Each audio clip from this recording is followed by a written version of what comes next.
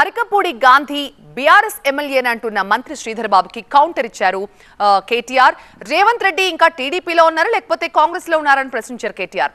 BRS ఎమ్మెల్యేల ఇళ్ల చుట్టూ తిరిగి కాంగ్రెస్ కండువాలు కప్పింది ఎవరు అని ప్రశ్నించారు.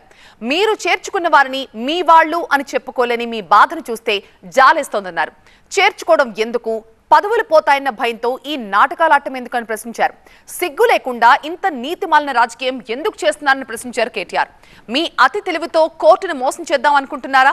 ప్రజలు అన్నీ గమనిస్తున్నారంటూ ఎక్స్ లో ట్వీట్ చేశారు కేటీఆర్ ఈ ట్వీట్ చేయడానికి మంత్రి శ్రీధర్ బాబు చేసిన వ్యాఖ్యలే కారణం.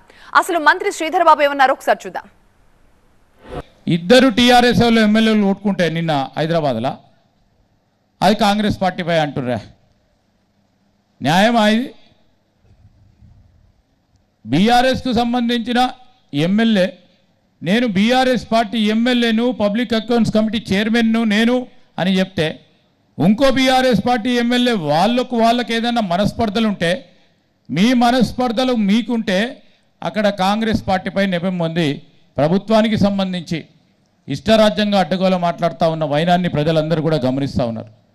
ఈరోజు మేము చెప్తా ఉన్నాం, అభివృద్ధి సంక్షేమం రెండు కళ్ళగా ముందుకెళ్తాం. PSC chairman Arekapudi Gandhi MLA Kaushik రెడ్డిని ఉద్దేశించి మంత్రి శ్రీధర్ బాబు ఈ వ్యాఖ్యలు చేశారు.